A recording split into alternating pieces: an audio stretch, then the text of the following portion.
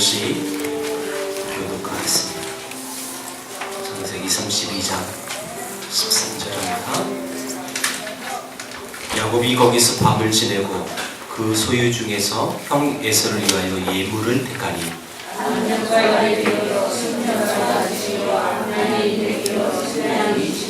정면은 낙타 30과 그 새끼요 암소가 40이요 황소가 10이요 암나귀가 20이요 그 새끼 나귀가 10이라.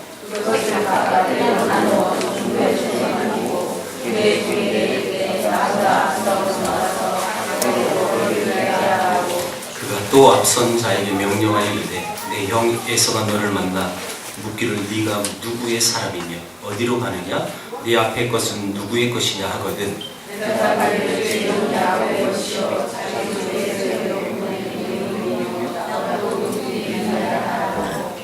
그 둘째와 셋째와 각대를 따라가는 자에게 명령하여 이르되 너희도 에서를 만나거든 곧 이같이 그에게 말하고 너희는 말하기를 주의 종 야곱이 우리 뒤에 있다 하니 이는 야곱이 말하기를 내가 내 앞에 보내는 예물로 형에게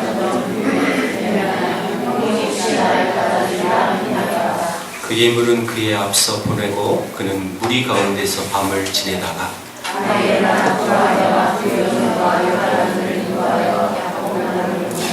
그들을 인도하여 시내를 건너가게 하며 그의 소유도 건너가게 하고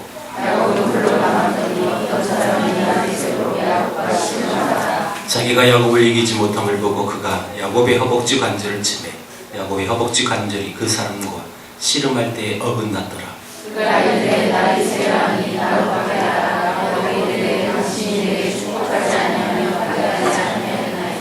그 사람이 그에게 이르되 네 이름이 무엇이냐 그가 이르되 야곱이니이다. 그가 이르되 내 이름을 다시는 야곱이라 부를 것이 아니요 이스라엘이라 부를 것이니 이는 내가 하나님과 이 사람을 도와주고 어디에 있었으나. 야곱이 청하여 이르되 당신의 이름을 알려주소서. 그 사람이 이르되 어찌하여 내 이름을 묻느냐 하고 거기서 야곱에게 축복한지라. 그러므로 야곱이 그 이름을 분이라 했으니 그가 이르되 내가 그가 분유를 지날 때에 해가 돋았고 그의 허벅다리로 말미암아 절었더라. 그 사람이 야곱의 허벅지 관절에 있는 동무의 힘줄을 쳤으므로 이스라엘 사람들이 지금까지 허벅지 관절에 있는 동무의 힘줄을 치지 않았더라. 미국에 오래 살고 있는 교포 가정에 한국에서 친지가 방문했답니다. 그래서 그 아이들의 친삼촌과 외삼촌이 미국을 방문했는데 미국에서 태어난 아이들은 친삼촌이 외삼촌이 무엇인지 알겠어요. 그럼 영어는 그냥 엉클이에요. 삼촌은 끝나는 거고 우리처럼 외삼촌 이렇게 따로 부르진 않아요. 그래서 이해하기 쉽게 친삼촌은 아빠와 관련된 사람이고 외삼촌은 엄마와 관련된 사람이라고 알려줬어요. 그리고 그 다음날 그 아이의 아버지는 이제 미국에서 직장을 갖고 그래서 집에 전화를 했답니다. 때마침 아들이 전화를 받아요. 그래서 아들한테 물어봤어요. 친척분들 잘 계시냐? 물어봤더니 그 아들이 하는 말 아빠한테 이렇게 얘기했답니다. 아빠 거 하나 엄마 거 하나 모두 잘 있어요. 그 소리를 듣던 엄마와 삼촌들이 여러분 그 아이를 때렸겠어요? 웃었겠죠? 웃었고 웃고 넘길 거예요. 아유 귀엽다. 웃어 넘겨서 그 상황들을 잘 지나갔을 겁니다. 이런 게 가족이죠 사실. 무슨 말을 해도 잘 통하고 이해가 되고 남들이 그렇게 말하면 멱살을 잡고 싸울 수도 있는 그런 상황이지만 가족은 그렇지 않는 것이 가족이죠. 그런데 야곱은 그런 가족의 사랑이 넘치는 모습을 갖고 있지는 않는 사람이죠. 20년 만에 이제 드디어 형 에서를 만나는데 여전히 그의 마음은 불안합니다. 거기서 밤을 지냈어요. 오늘 본문 시작이 거기서 밤을 지냈어요 라고 시작이 됩니다. 분명히 날밤을 꼬박 새면서 잠을 못 자고 고민하며 뒤척거렸을 것입니다. 분명 앞부분에 1절에서 11절 마하나임, 하나님의 두 군대에 그 하나님께서 지켜주신다는 것을 보여줬고, 그리고 그 하나님 앞에 여러분 마지막에 기도했던 야곱. 그렇다면 그 형 에서를 만나는 그 모든 상황이 하나님이 지켜주실 것이다 라는 사실 속에 여러분 불안에 떨지 않아야 하는 것인데, 여전히 야곱의 마음은 불안합니다. 그래서 또 하나의 안전장치를 하나 만들죠. 그게 예물이라는 거예요. 근데 그 예물도 많은 짐승이 떼를 나눴어요. 왜요? 하나 없애버리고 마음이 분노가 해결되지 않으면 두 번째, 세 번째 이렇게 걸리면 그 분노가 풀릴 줄 알았어요. 최종적으로 자기 아내와 아들들, 자식들까지 먼저 보내고 혼자 남았던 사람이 야곱입니다. 왜요? 아직도 불안하니까요. 이게 지금 야곱의 상황입니다. 야곱은 홀로 남았더니 라고 성경이 기록하고 있습니다. 이걸 그림으로 그려보세요.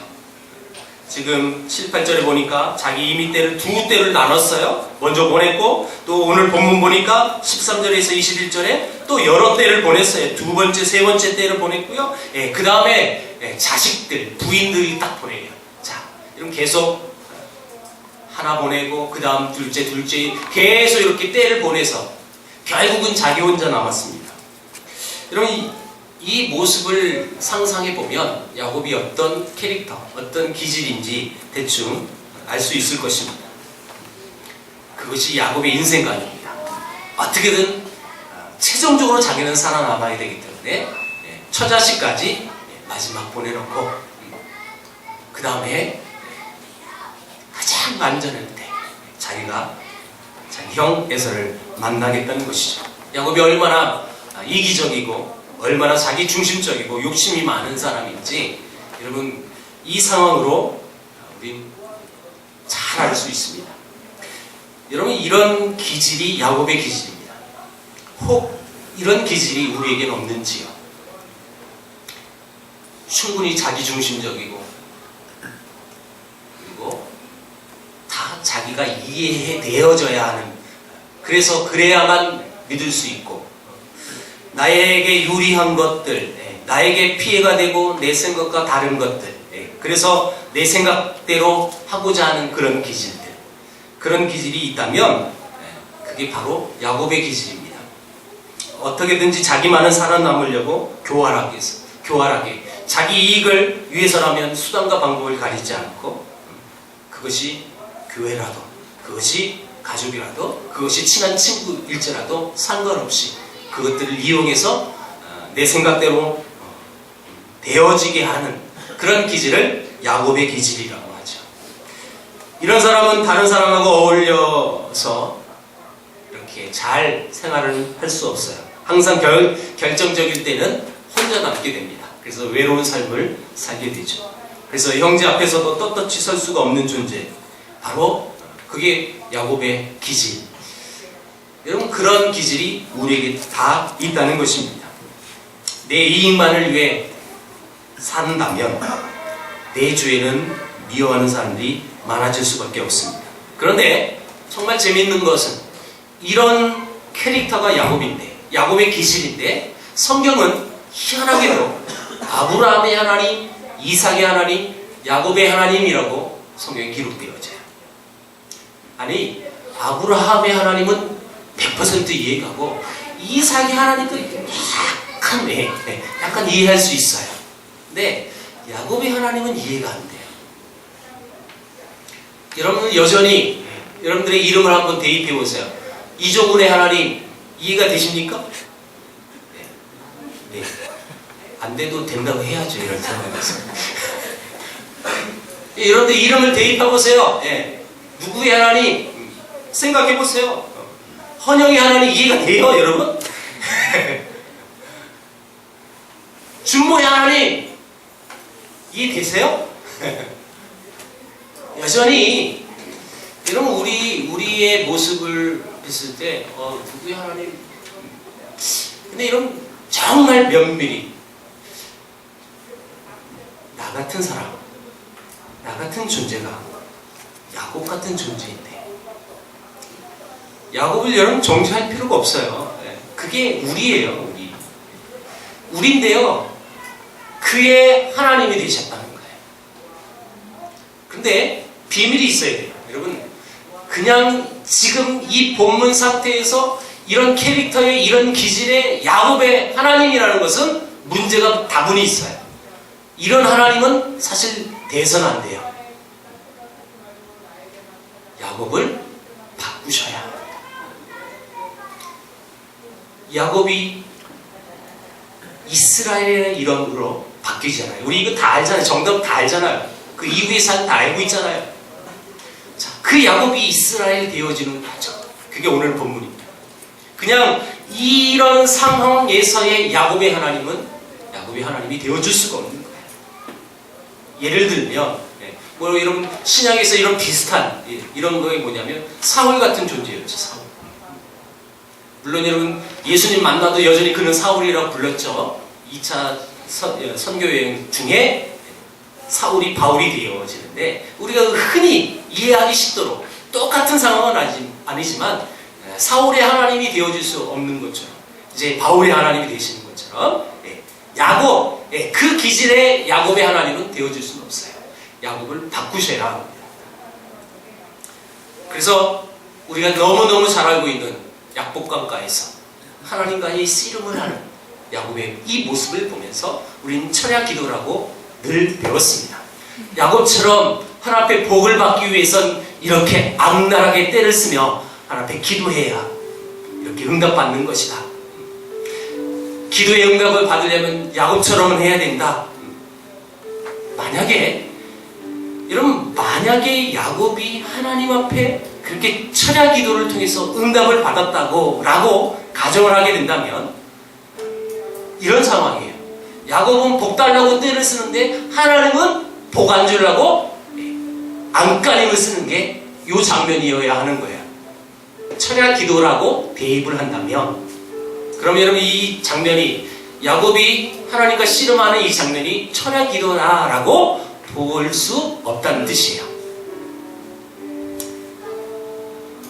할 수 없이 하나님이 이 야곱을 내가 이길 수 없다. 오늘 본문에도 나와요. 그렇죠? 내가 이 야곱을 이길 수 없다라고 고백하셨어요. 그래서 할 수 없이 내가 널 못 이겼으니 내가 얘 딱 복 줘라. 복 받아라. 이렇게 이 본문을 해석할 수밖에 없다는 뜻입니다. 그런데 기도라는 것은 분명히 그런 의미가 아닙니다. 우리 한국교회의 기도에 대한 잘못된 오해들이 많아서 기도는 무조건 주시옵소서예요. 주시옵소서. 믿습니다. 주시옵소서. 자, 여러분 제가 이 부분을 조심스럽게 말씀드립니다. 그래서 오늘 오후부터 기도에 대한 부분도 오늘 이제 새롭게 주제를 갖고 시작하는데 기도라는 것은 무조건 하나님 앞에 떼쓰면서 달라는 게 기도가 아닙니다. 기도라는 것은 명확한 의미에서 그 기도는 내가 하나님 앞에 순종하는 것이 기도입니다. 이해가 되셨습니까? 한 번도 들어보지 못했을 거예요. 기도라는 것은 하나님 앞에 요구해서 그래서 그 하나님이 주시는 응답 그것이 기도라고 생각하고 있잖아요. 근데 면밀한 의미는 기도는 순종입니다. 하나님께서 이미 우리들에게 자신의 모든 것을 우리에게 주셨는데 야곱에게 안 주려고 끝까지 쓰름까지 해가면서 이런 버팅기게 그런 분이 하나님이 아니시죠. 사도 바울은 로마서 8장 32절에 이렇게 고백합니다. 자기 아들을 아끼지 아니하시고 우리 모든 사람을 위하여 내주신 이가 어찌 그 아들과 함께 모든 것을 우리에게 주시지 아니하시겠느냐. 하나님은 정말 사랑의 하나님인데 어떻게 사랑의 하나님이냐? 자기 아들까지 내어주셨다는 거예요. 그런데 보세요. 가장 귀한 독생자 예수 그리스도를 이 땅에 우리에게 주셔서 그를 죽이게 하셨어요. 그래서 우리를 구원케 하셨어요. 그런 하나님이 아들까지 주신 분이 어찌 우리에게 모든 것 안 주시겠느냐? 사도 바울이 얘기하고 있는 거죠. 다시 말하면 아들까지 내어주신 그 하나님이 모든 것을 주실 수 있는 분이 하나님이에요. 그러니까 여러분 야곱이 철야 기도에서 하나님 앞에 떼써서 응답을 받았다라고 해석하면 여기는 굉장히 오산이 많은 거죠.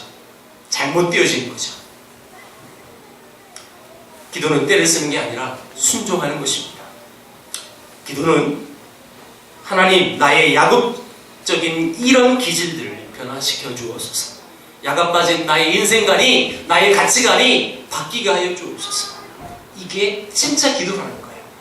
하나님의 큰 틀 속에서 여러분 내가 순종하는 거예요.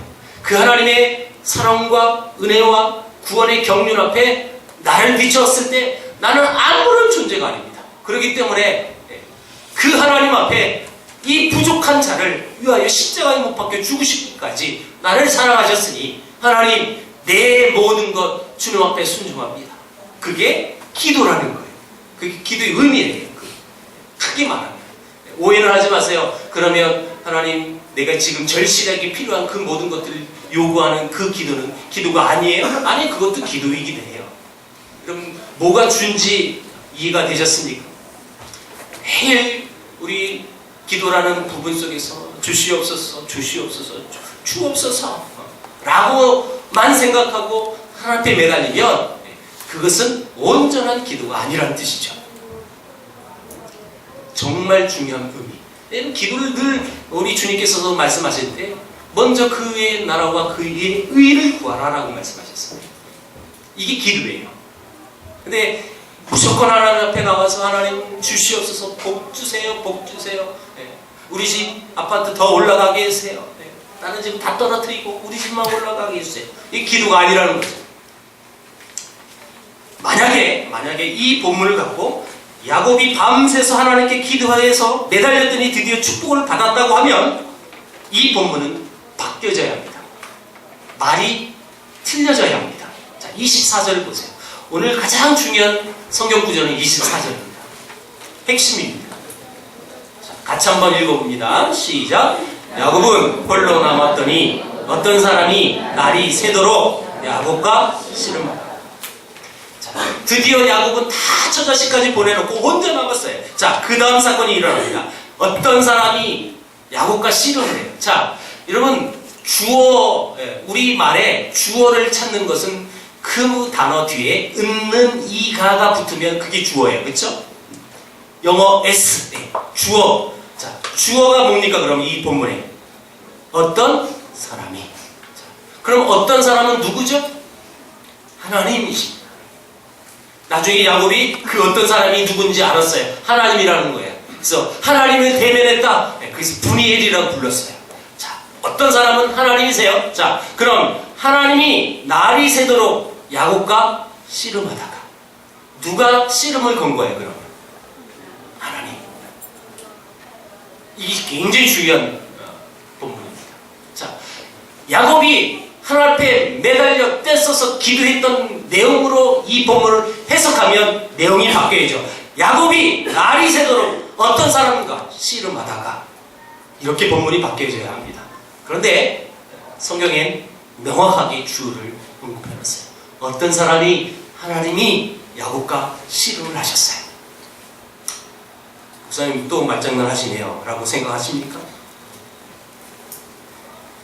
여러분 이 본문 어떤 사람이 하나님께서 야곱과 씨름을 하세요. 야곱이 하나님께 씨름을 걸었다면 떼쓰는 철야 기도라는 해석이 정확히 맞을 것입니다. 그런데 하나님이 야곱에게 씨름을 했다면 철야 기도가 아니죠. 하나님이 야곱에게 철야 기도를 했겠어요? 해서는 안 되죠? 그럼 야곱의 씨름이 아닌 하나님의 씨름이라는 거예요. 그래서 오늘 제목이 야곱의 씨름이 아니에요. 하나님의 씨름이에요. 하나님의 씨름. 자, 그럼 하나님이 무엇 때문에 이 야곱과 씨름을 걸었을까요? 생각해 보세요. 하나님 뭐가 아쉬웠어요? 내가 저 야곱을 한번 반드시 잡아뜨리고 싶다. 이래서요? 아니요. 이 영적인 의미에서 찾아봐야 돼요. 하나님 지금 이 야곱의 기질, 아내, 자식들까지 이런 내어주면서 자기의 철저한 이기주의, 철저한 사기꾼의 기질, 철저한 자기중심적인 삶, 그 모든 그 야곱의 기질과 하나님이 씨름하고 있다는 사실을 여기서 발견합니다. 그 야곱이 누구예요? 우리예요. 아니 저예요. 지금 하나님이 야곱과 씨름을 했다는 것은 우리의 인생관이, 우리의 가치관이 하나님 앞에서 여러분 철저하게 검증받아서 그 자기 중심적인 삶, 자기 이기적인 삶, 그 모든 건 내려놓으시라고 하나님이 야곱과 씨름하고 있다는 것. 절대로 남의 지지 않으려고 했던 야곱, 형 대신 장제 축복을 꼭 받고 싶었던 야곱, 아버지 이삭이 꼭 장제 축복은 에서에게 줘야 된다라는 그 의지를 속임수로 꺾었던 야곱, 그 야곱, 그 기질, 그 고집, 그것을 꺾으시라고 지금 하나님께서 지금 야곱과 씨름하고 계시는데, 문제는 뭐예요? 야곱이 물론 처음엔 하나님인지 몰랐어요. 그 하나님조차도 이기려고 하는 것이 야곱이었다는 거예요. 하나님은 지금까지 야곱이 형이나 아버지 그리고 삼촌과 싸웠지만 실은 하나님과 싸웠다는 것을 지금 보여주고 계십니다. 그걸 아는 순간 야곱은 어떻게 해야 했을까요? 여러분, 무릎을 꿇고 도움을 구해야 하지만 그 야곱은 그렇지 않습니다. 여전히 그 어떤 사람을 이기려고. 그래서 그 사람이 야곱을 이기지 못함을 보고 우리 성경에 이렇게 기록하고 있어요. 하나님이 그를 이기지 못함을 보고 하나님조차도 야곱을 꺾을 수가 없었다는 거죠. 그 고집까지도 그것이 신앙이라고 우기는 그 야곱의 그 기질을 하나님도 꺾지 못하심을 보고, 이런 야곱의 모습을 보면서 저를 발견합니다. 그럼 이 모습을, 이 장면을 통해서 다른 사람이 보이십니까? 아, 이분은, 이 얘기는 저분의 이야기네. 회개하십시오. 이 얘기는 여러분들 얘기입니다. 우리 한 사람 한 사람의 이야기입니다. 나의 모습을 보여주고 있는 거죠. 저도 회개합니다. 나의 고집, 나의 경험, 나의 지식, 나의 신학관, 나의 목회관, 그것을 꺾으시는 하나님의 모습을 보게 된다는 것입니다. 하나님은 그 야곱에게 허벅지 관절을 치십니다. 우리 어른들은 허벅지 관절이 익숙하지 않아요. 여전히 환도뼈가 익숙해요. 그렇죠? 옛날 성경에 나와 있는 환도뼈. 여러분, 이를테면 이 엉덩이 대퇴부에 있는 고관절을 얘기하고 있는 겁니다. 이걸 쳐서 그를 여러분 절름발이로 만들어 보시죠. 씨름을 하는 사람에 있어서는 가장 힘을 발휘할 수 있는 곳이 이 하체거든요. 여러분, 이거 위골되면 힘쓸 수 없어요. 이제 더 이상 하나님께서 이 뼈를 치셨으니까 더 이상 힘쓸 수 없게 됩니다. 그래서 야곱은 그 사건 때문에 평생 다리를 절입니다.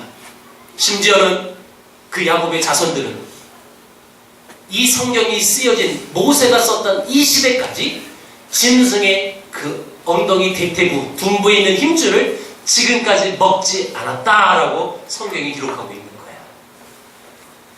엄청난 큰 사건이죠, 사실. 야곱은 허벅지 관절이 이골되자 절름발이가 된 것입니다. 드디어 자세를 바꿉니다. 야곱의 그런 기질이 하나님 앞에 항복을 하죠. 그러면서 야곱이 하나님 앞에 이렇게 얘기합니다. 나를 축복하지 않고는요 절대 놓지 않습니다. 여러분, 사실 이런 간절함은 있어야 되는 거예요. 우리 신앙인에게. 그렇죠? 간절함이 있어요. 이제 드디어 내가 힘써서 그 어떤 사람을 넘어뜨릴 수 없는 그분이 하나님인데, 이제 그분이 하나님이니까 여러분, 야곱이 고백해요. 하나님, 날 축복해 주세요. 내가 날 축복하지 않군요 이 다리 놓지 않을 겁니다. 이제 곧 20년 만에 만나는 형을, 에서를 만나야 합니다. 그 에서가 분이 풀리지 않으면 그 에서와 어떻게 하면 어쩌면 싸울 수도 있는 상황입니다. 그런데 더 이상 그 형 에서와 여러분 정정당당하게 싸워도 야곱은 100% 질 텐데, 이제 여러분 다리까지 저는 상황이니 도대체 이겨낼 수 있는 방법이 없어요. 형 에서를 만나면 이제 곧 죽음인 거예요. 그러자 그는 매달릴 수밖에 없습니다. 고집을 꺾고 하나님을 의지합니다. 이게 우리잖아요. 이게 우리의 본 모습이잖아요. 내 힘으로 할 수 있을 때는 내 힘으로 하려고 하고, 내 돈으로 하려고 할 수 있을 때는 그 돈으로 해보고, 내 경험으로 내 지식으로 해볼 수 있을 때는 해보지만 그 모든 것이 여러분 아무 쓸모가 없다는 사실을 발견했을 때 그때 인간은 두 손을 들게 됩니다. 저 또한 이런 경험이 있었고 여러분들도 이런 경험이 있으신 분도 있을 겁니다. 여러분 한 사람이 아니면 여러분들의 가족 중에 인간의 실력으로 의술로 치료할 수 없는 상황이 다다르면 그때 두 손 들 수밖에 없죠. 하나님을 알고 있는 사람이라면 그때 매달려 기도하는 거예요. 금식하며 기도하죠. 하나님 살려달라고. 하나님밖에 의지할 데가 없다고. 바로 지금 이 장면이 야곱의 장면입니다. 자기 스스로의 능력의 한계를 느껴야만 하나님을 의지하는 우리의 모습. 아직도 힘을 쓸 수가 있다고 생각하면 거꾸로 얘기하면 절대로 하나님을 의지할 수가 없는 것이죠. 그렇다면 하나님 앞에서도 이 잘 꺾여지지 않는 우리들의 허벅지 관절, 한도뼈가 있다면 여러분 그것이 무엇일까요? 도대체 그 하나님 앞에서 잘 꺾여지기 힘든 나의 요소들, 나의 기질이 무엇일까요? 어떤 사람은 그게 재능일 수도 있고, 어떤 사람은 그게 지식일 수도 있고, 어떤 사람은 그게 물질일 수도 있고, 어떤 사람은 많은 경험일 수도 있을 것입니다. 그러나 무엇보다도 잘 변하지 않는 나의 인격, 나의 성품, 그것이 우리들의 한도뼈일 수 있다는 것입니다. 그렇다면 이제 하나님께서 이 한도뼈를 하나님께서 치실 때까지 기다린다는 것은 사실 어리석은 일입니다. 알잖아요. 그 한도뼈 치면 평생 절름발이로 살아가야 하는 야곱. 여러분이 이런 동일한 상황이 있다면 여러분 어떻게 하시겠어요? 난 그래도 한도뼈를 한 대 얻어맞아야 하나님을 확신할 수 있습니다. 그건 어리석은 거죠. 안다면요? 어떻게 하겠어요? 지금까지 내 삶 속에서 꺾을 수 없었던 그 모든 것들을 스스로 꺾어야 합니다. 바울이 고린도전서 9장 26절 27절에 이렇게 고백했어요. 그러므로 나는 다름질하기를 향방 없는 것 같이 아니하고 싸우기를 허공을 치는 것 같이 아니하며 내가 내 몸을 쳐 복종하게 함은, 바울은 자기 스스로 자기를 쳐서 복종시켰다라고 고백합니다. 왜요? 여러분 자기 스스로 쳐가지고 자기가 하나님 앞에 복종하게 만드는 사람은 하나님이 칠 필요가 없는 거예요. 자기 스스로 그걸 알고 나 스스로를 치는 거니까. 그런 사람은 하나님 건드릴 필요도 없어요. 그런데 여전히 쳐서 복종해야 할 그런 상황임에도 불구하고 여전히 나의 그 기질 때문에 복종하지 않는 것은 하나님이 치실 수밖에 없는 거죠. 바울은 무엇을 지금 애쓰고 있습니까? 자기 자신을 스스로 치는 그 복종의 삶을 애쓰고 있는 거예요. 난 참 바울을 참 좋아하는 사람이죠. 바울은 누릴 수 있었던 많은 조건들이 있었던 사람입니다. 그러나 그걸 누리지 않아요. 그리고 그 훌륭한 그 신학자가, 그 훌륭한 선교사가, 그 훌륭한 목회자가 이렇게 고백합니다. 나는 날마다 죽노라. 나는 날마다 죽노라. 이것이 바울의 삶이었어요. 자기 스스로를 쳐서 복종시키는 사람은 하나님이 절대 치지 아니하시죠. 그런 능력이 그 안에 있기 때문에. 미국 텍사스 오스틴이라는 곳에 정말 희귀한 교회가 있습니다. 교회 이름이 오른발 교회입니다. 우리 교회 이름은 어디 가서 얘기하면 참 교회 이름 좋다고 늘 그러세요. 세계를 품은 교회, 이름이 좋대요. 자, 근데 이 교회는 오른발 교회예요. 왼발 쓰는 교회인들은 모두 나쁘죠? 오른발 교회. 근데 왜 이 교회 이름이 이렇게 됐냐면 이게 이제 형제 교단에 속한 교회가 하나가 원래는 있었는데 그 교회는 세족식을 많이 한 교회였어요. 근데 목사님이 항상 이제 성도님들의 발을 씻기면서 세족식을 많이 했어요. 근데 항상 이분은 왼발부터 씻기셨어요. 왼발. 성도들의 불만이 생깁니다. 목사님, 오른발부터 씻겨주세요. 성경에 그래도 오른쪽이 우선순위인 것 같으니까 목사님 제발 오른발부터 씻겨주세요. 근데 이 목사님 고집이 있었어요. 왼발부터 늘 씻겼어요. 교회 성도들이 화가 나가지고 교회를 떠나서 교회를 하나 세웠어요. 그 교회가 오른발 교회예요. 여러분, 이 이야기를 듣고 어떤 마음이 드십니까? 인간의 고집이 이렇게 참 악하다라는 것을 알 수 있는 것이죠. 그래서 신앙이라는 것은 그것이 나의 이기적인 고집이든 그것이 선한 고집이든 간에 그 고집은 하나님 앞에서 꺾여야 그게 진짜 신앙입니다. 꼭 기억하십시오. 목사 앞에서 꺾지 마세요. 사람 앞에서 꺾지 마세요. 누구 앞에서요? 하나님 앞에서 꺾는 거예요. 하나님 앞에서. 하나님 앞에서 나의 그 모든 고집이 꺾여지는 그 순간이 진짜 참 그리스도의 삶을 살아가는 것입니다.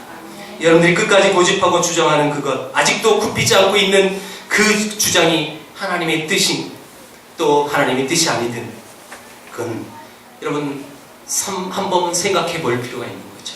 그것이 나의 체면과 나의 생각과 나의 유익과 연기가 있다면 반드시 그런 모든 고집은 꺾어야 하는 것입니다. 그런데 이런 상황들이 하나님의 백성들에게 복 주시는 상황들이에요. 그 고집을 꺾는 순간 하나님은 야곱을 축복해 주십니다. 분명히 하나님은 야곱을 이길 수 없다. 그래서 야곱이 승리자다 라고 말했어요. 네가 하나님과 사람들과 싸워서 승리했다. 그래서 이름을 이스라엘이라 라고 불러라 라고 얘기했습니다. 분명히 겉으로 볼 때 하나님이 진 거예요. 그런데 진 그 하나님 앞에 야곱은 매달립니다. 하나님 축복해 주세요. 하나님 축복해 주세요. 날 축복 안 하면요 나는 이거 놓지 않을 거예요. 왜요? 야곱이 그 어떤 사람이 누구라는 존재를 알았기 때문에, 하나님이라는 사실을 알았기 때문에 끝까지 매달립니다. 그런데 하나님이라는 사실을 알기 전까지는 몰랐어요. 그렇죠? 그 전까지는 몰랐던 거예요. 여러분 싸움을 할 때 어떻게 싸우세요? 여러분 싸움을 해본 적이 있으십니까?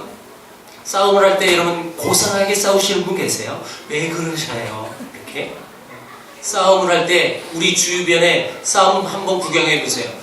100% 한국 사람은 내 안에 가장 더러운 욕설을 끄집어내서 이렇게 얘기합니다. 이것까지는 할 수 없고 저도 여러 싸워봤어요. 여러분 여러 번 싸워봤어요. 우리 남자분들이라면 도로에서 차 때문에 여러분 싸워본 경험이 있을 거예요. 저도 한 성질을 했거든요. 옛날에 정말 한 성질 했어요. 내가 다 얘기는 할 수 없고 시험에 드니까. 여러분 싸울 때 고상하게 상대방의 인격을 생각하면서 여러분 그분이 내가 하는 말에 상처받을까 봐 걱정하면서 싸우는 사람은 한 사람도 없습니다. 내 안에 있는 감정을 다 끄집어내서 일단 그 사람은 길을 누르기 위하여 일생에 한 번도 들어보지 못한 욕설을 해줄 거예요. 그렇죠? 그럼 그 사람 가만히 있어요? 자기가 아는 상식선의 모든 욕을 다 동원합니다. 한 1, 2년 전인데요. 교회에서 집에 가는 것 중에 어떤 차하고 저하고 약간의 여러분 그러니까 말을 하지 않아도 약간의 감정이 상하는 게 그런 게 있어요. 이건 말로 표현할 수가 없어요. 그래서 옆에 차가 탁 와서 총을 내면서 막 욕을 하려고 그래요. 그래서 왜 그러세요? 그랬더니 그 사람이 욕했겠어요? 욕 안 하더라고요. 우리의 싸움의 감정은 모든데 정말 가장 더럽고 추한 그 모습을 보이면서 싸우는 게 싸움입니다. 근데 야곱이 자기와 싸웠던 그분이 하나님이세요. 여러분 멘붕 오지 않겠어요? 그런 예화 있었죠. 저는 또 얘기했는데 선보로 막 가는데 시간이 늦어서 막 근데 세치기를 사고 막 싸웠어요. 선보로 어떻게든 막 싸우고 요 쌍욕을 하고 갔는데 선보는 여자의 아버지였어요. 그런 얘가 있었잖아요. 그렇죠? 그 사람은 어떻겠어요? 그 선본 자리에서 싸웠던 분명히 사이는 안 됐을 텐데 그 선보러 간 그 남자의 마음은 어떻겠습니까? 자기의 가장 그렇고 추한 그 모습을 보여줬습니다.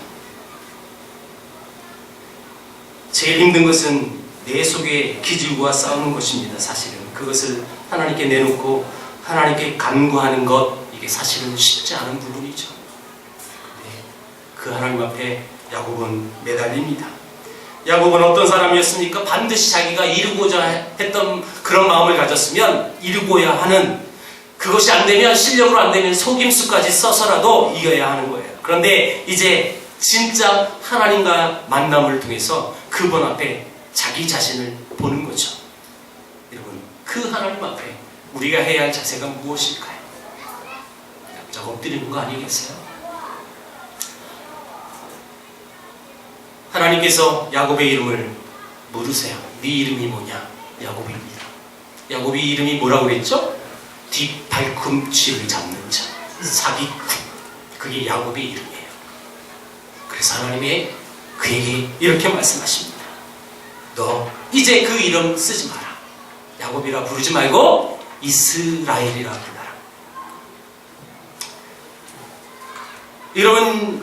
이런 상황 속에서 야곱의 마음은 어땠을까요? 지금까지 나의 그 모든 고집과 그런 기질로 살았던 내가 진짜 하나님을 만남으로 인해서, 그리고 그 하나님께서 나에게 축복해 주셨어요. 이스라엘이라. 그 앞에서 분명히 성경에 나오진 않지만 있을 것입니다. 하나님, 내가 이대로 이제 살진 않겠습니다. 하나님, 나의 이 이기적인, 나의 자기중심적인 이런 모든 고집과 나의 기질들 하나님 내려놓겠습니다. 하나님, 이제 원수 맺고 사는 인생을 끝내고 하는 축복된 삶을 살고 싶습니다. 라고 분명히 고백했을 것입니다. 약복강 속에 자기의 모든 죄와 허물과 불안과 옛사람을 깊이 잠가버리고 이제 새로운 인격의 집을 짓는 그 모습이 야곱의 모습입니다. 그리고 하나님은 그에게 새 이름을 주셨습니다. 야곱에서 이스라엘, 아브라함을 아브라함이라고 하나님 바꾸셨고, 신약에 와서는 사울이 바울이라고, 또한 우리도 마찬가지예요. 우리도 이름을 바꿔야 되는 거예요. 다 계명하는 뜻은 아니겠죠? 우리의 죄인된 이름이 하나님의 성도의 이름으로 바뀌어져야 하는 것입니다. 그럴 때 주여, 이제 내가 성도로서 부름을 받았는데 하나님의 성도로서 거룩한 백성으로서의 삶을 살아가게 주옵소서 라고 기도가 나와야 되는 것이 우리의 모습이에요. 여전히 주시옵소서, 주시옵소서, 그것이 아니라 하나님, 내가 내 이 고집이 하나님 앞에서 꺾여지지 않았던 나의 기질이 하나님 바뀌어지게 하여 주옵소서. 하나님, 나를 변화시켜 주시옵소서 라는 기도가 우리 안에서 이루어져야 한다는 것입니다. 야곱은 하나님께서 한두 뼈를 치셨기 때문에 남은 평생 다리를 저는 사람으로 삶을 살합니다. 그러나 그 대신에 자기의 육신은 이제 불편하고 어려움이 있었지만 그 대신에 얻은 게 하나 있었습니다. 그 하나님을 온몸으로 느끼고 삶을 살 수 있어요. 자기 육신은 불편했지만 여전히 이제 그 전에 그 기질의 삶을 사는 것이 아니라 늘 이제 하나님을 껴안으며 삶을 살아갈 수 있는 사람이 되게 됩니다. 그것을 하나님이 이렇게 부르십니다. 승리자다. 그게 이스라엘입니다. 그게 이스라엘. 하나님 앞에 엎드리는 사람, 하나님을 껴안는 사람, 하나님의 보시기에는 그런 사람이 승리자죠. 자존심을 내려놓고 하나님을 껴안으십시오. 하나님 앞에 다 내려놓으십시오. 그게 승리자입니다. 우리 기독교는 어법에 맞지 않는 말이 너무 많아요. 지는 게 승리하는 거다. 죽는 게 사는 거다. 어법이 맞아요. 죽는 게 죽으면 끝이지. 죽는 게 사는 거에 기독교의 진리예요. 왜 죽는 게 사는 겁니까? 내 자아가, 내 자존심이, 내 기질이, 내 고집이 하나님 앞에, 십자가 앞에 꺾여지면 우리는 사는 것입니다. 이게 기독교 아닙니까? 그런데 여전히 나의 고집, 나의 기질, 나의 경험, 나의 지식으로 여전히 하나님과 대면한다면 하나님은 기뻐하지 않으세요. 그 사람이 비록 야곱처럼 그 육신적인 씨름에서는 이길 수 있었겠지만 그를 승리자라고 부를 수 없는 거예요. 하나님 앞에 지십시오. 그리고 하나님 앞에서 죽으십시오. 하나님 앞에, 십자가 앞에 나의 모든 자존심을 내려놓을 때 우리는 그제서야 드디어 우리는 승리자라는 호칭을 받게 되는 것입니다.